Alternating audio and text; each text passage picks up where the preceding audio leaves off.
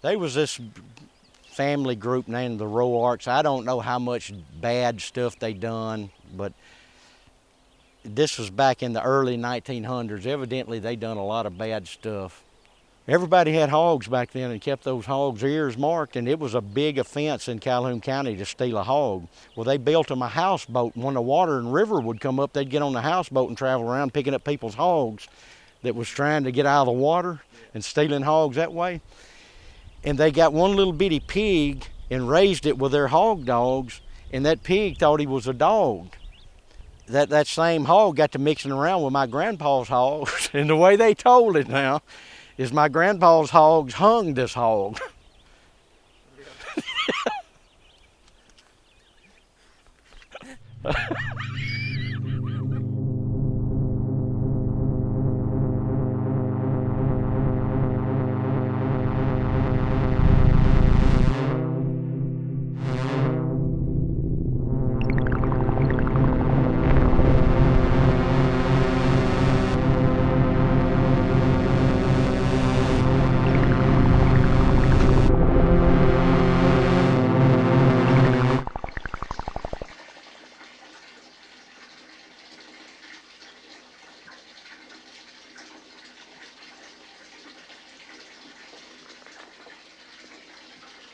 People living in cities are like a bunch of rocks in a leather bag. They're all rubbed up against each other till they're round and smooth as marbles. If they stay in the bag long enough, there will be no rough edges left. People around here keep their rough edges every sharpened corner.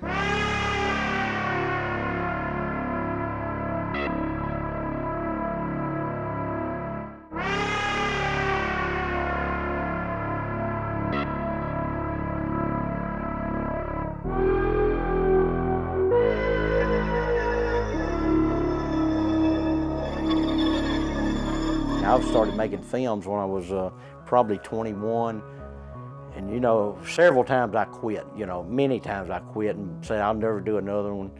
And maybe a year and a half later, I'd come up with another idea, and first thing I know, I'm writing a script, you know. What's your name, little girl? Jamie. Jamie? I never heard of a little girl named Jamie before. I try to make my films to where everybody maybe comes together to first and all that buddy, but in the end, everybody's mad at everybody. I don't want nobody dead just yet, but I do want them to have a run of bad luck. The hell, Lemuel. That's what I do best. You know, when I travel and stuff, they'll say, well, where's Locust Bayou? I said, well, if you were a bird and you were flying, it'd be 100 miles south of Little Rock. It's a small town, ain't really a lot going on, don't have a lot of traffic, everybody knows everybody. As far as entertainment, you know, having your own hobbies, I like raising birds and things. And I also like being in these little backyard movies. You know what your problem is, Massey? You still sore about that church bus business. Church bus? I haven't heard about that. You got hunting, fishing, don't nobody bother you. You just have a good time out here. Do what you want. Jim, I just love it out here. 6 miles from our nearest neighbor. We used to have a little burger stand here, and that was actually my uncle. And had a school here at one time, a sawmill. But times have changed, and with the economy, you know. There's a multitude of country Johnnies that don't know how to handle their money. Well, because we're from the country, a lot of us, and you don't make a whole lot of money in some parts of Arkansas, but if you work hard, you can make it. You know, and it makes you, I think, into a better person. I guess you could say this is a bad town for a bunch of drug dealers, and you got to watch some of the areas you go to around here. There's a few places I'm not too fond of that I wouldn't recommend anybody going into. Says here, the hatchet man, still at large. The only thing that's left, really, commercially or whatever, if you want to consider it, would be the churches. The churches are still here. Church of Christ and the Baptist Church, you know. I'm not saying I celebrate our elder brother Jesus getting born 4 times a year, because they don't really know when he was born. But Christmas has always been big to all of us. I was lucky You know, to all kids it's not, but we were all lucky around here. And yeah, I have Christmas at my house 3 or 4 times a year. I'll usually about once every 4 months. Do you know if your mama and them still wants me to open presents Christmas Eve?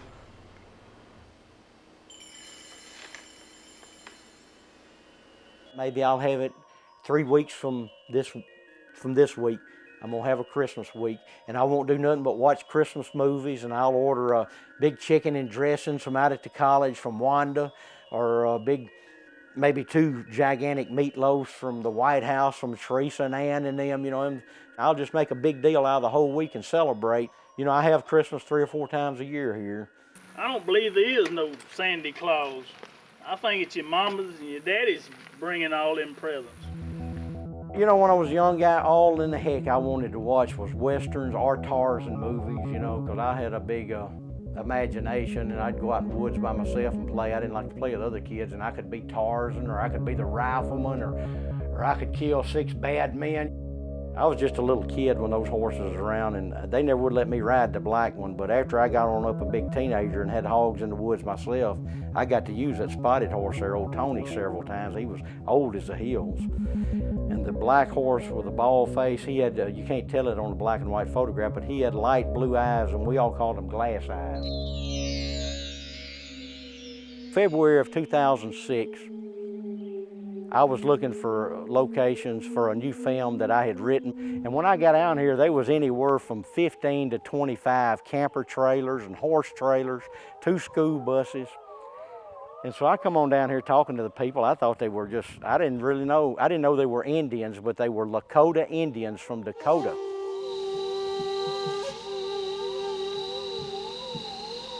A billy goat's in a garden, Papa grab a pump gun. A muse on striking, them chickens won't lay.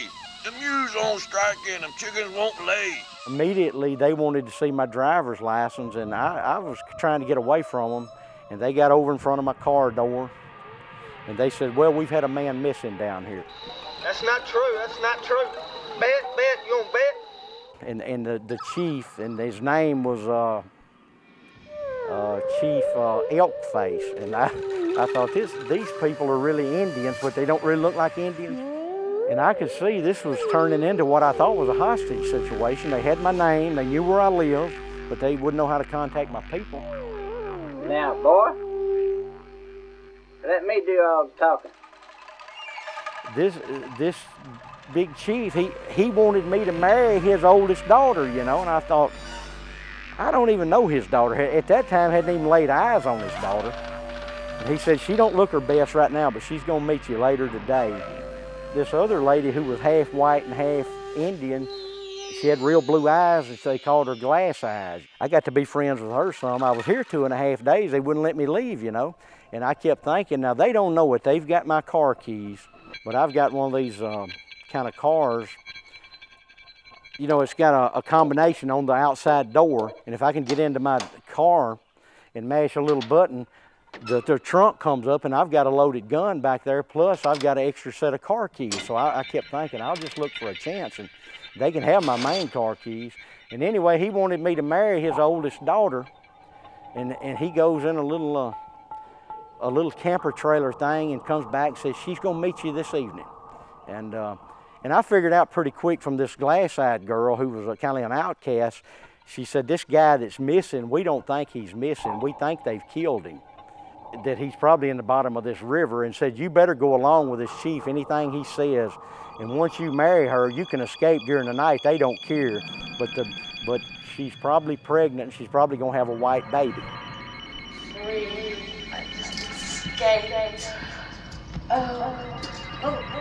The daughter wouldn't come out and meet me right then, but he brought a thing out and said, here's a token of my daughter, and I'll go ahead and show what the chief brought out. And when he shows me this picture of his daughter, I said, Chief, when do you want the wedding?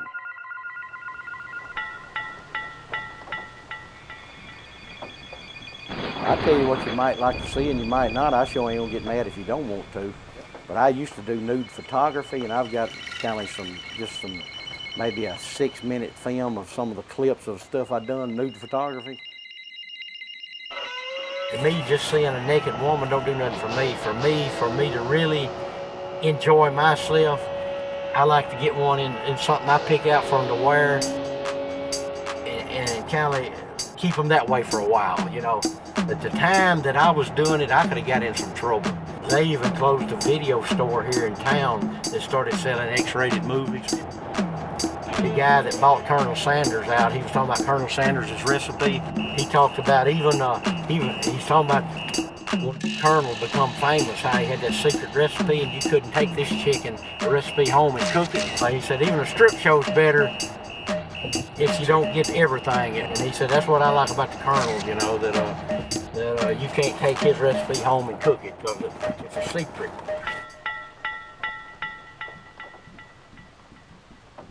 I was a security guard for 33 years at the Highway Department, and I gave them 33 years of faithful service. We could use 100 more just like you. Yeah, we had racial problems there well over 20 years, and it come to the point, and it wasn't just me, it was many, many whites that a particular black would insult and push and shove, and they knew about the racial problems out there. They knew that I was this close to going off. They done talked to me. A boss had talked to me. I said, why don't you talk to him? No, he'll cause black trouble. He'll cause more black trouble. Well then, what you're trying to say is, if we'll stay out of your hair, you'll stay out of ours? And my boss set me down. I knew it was coming. I had to call the cops on the man. He locked me in there one night. And I had to call the cops on him. Well, I dreaded going to work the next Wednesday. That's the only time I ever was there when all the bosses was there. Well, immediately my boss come got me. He said, this talk I'm having with you is the first steps to termination. And the boss didn't know it, but I hadn't slept probably 2 hours in the last 6 days.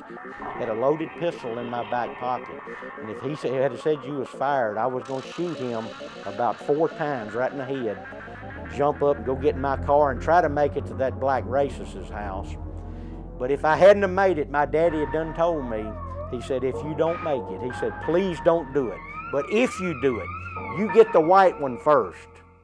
Because he hadn't done his job.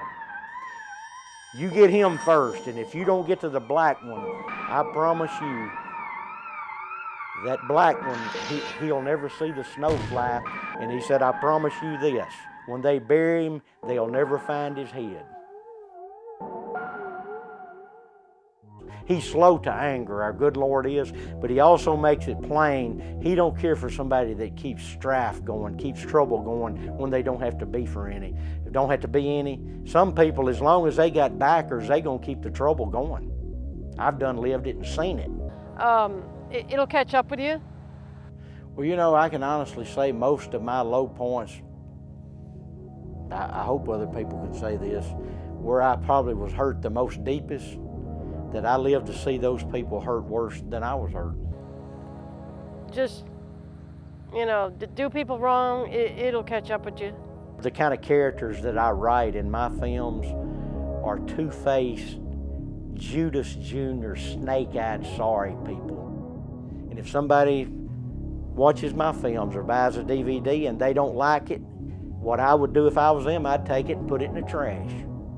If they don't like it, that's fine with me.